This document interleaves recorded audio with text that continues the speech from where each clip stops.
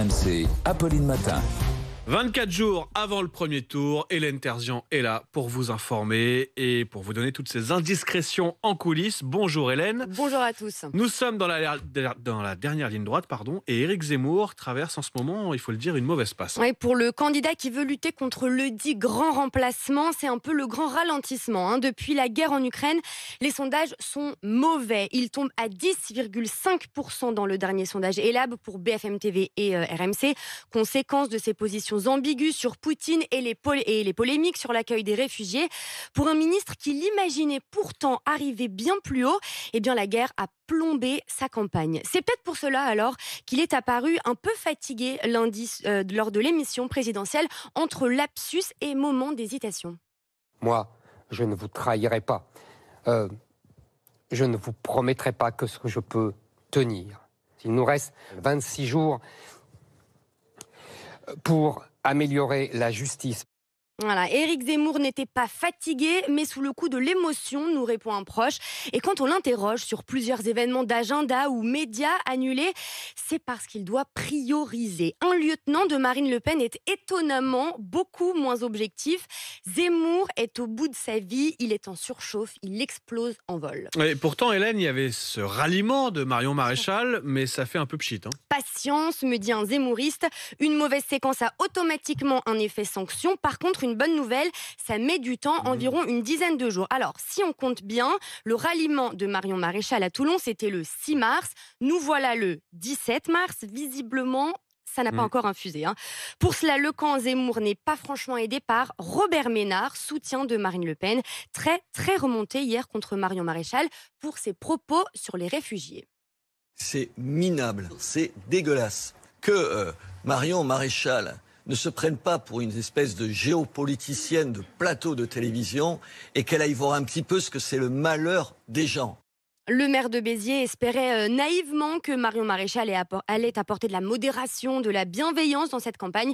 C'est ce qu'il nous confie. Au final, elle le pousse à des propos encore plus radicaux. Mais attention, dans le camp Zemmour, on ne se laisse pas abattre. On tente même à fond la méthode Coué. La vie est belle, il faut positiver. Celui qui pense avoir perdu a déjà perdu, me dit un proche d'Éric Zemmour.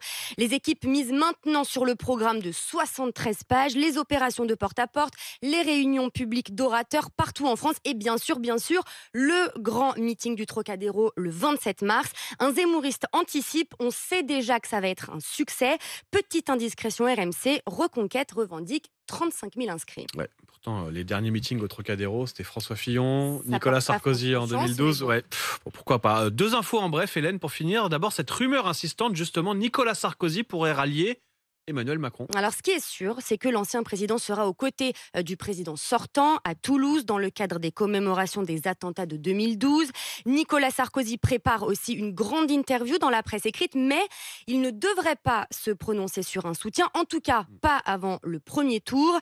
Cela équivaudrait à un soutien tacite à Macron, savoure quand même un conseiller de l'exécutif, mais cela voudrait surtout dire pas de soutien à Valérie Pécresse qui espérait bien compter sur le Nicolas Sarkozy dont elle a été ministre pour booster sa campagne.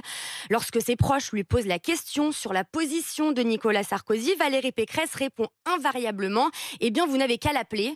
Chez LR, certains sont toujours dans le déni. On ne voit pas trop bien pourquoi il ferait ça. Il enterrerait la droite, dit un proche de la candidate LR. Et puis Hélène, vous vous êtes couchée tard parce que vous avez suivi le débat hier soir entre Marine Le Pen et Jean Messia dans l'émission de C8 face à Baba. Jean Messia, ex-RN, désormais porte-parole d'Éric Zemmour, a notamment reproché à Marine Le Pen d'avoir pris un selfie avec une jeune femme voilée.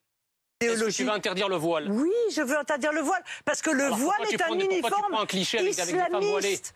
Je vais te faire comprendre la différence entre lutter contre l'islamisme et s'attaquer à des jeunes filles qui voulaient faire une photo avec moi. Qu'est-ce que tu aurais fait, toi? Tu lui aurais arraché son voile? Tu l'aurais maltraité? Tu l'aurais rejeté? Voilà, Jean Messia répond donc que lui aurait refusé de prendre un selfie avec la jeune femme. Un échange vif qui a surtout montré les clivages entre Éric Zemmour et Marine Le Pen sur la question de l'islam. Merci Hélène Terzian pour ces coulisses de campagne, les coulisses de la campagne d'Éric Zemmour, notamment ce matin sur RMC Story, le journal du Off. C'est tous les matins, vous le savez, à 8h35. Tout de suite, vous avez rendez-vous avec les meilleurs moments d'Apolline Matin.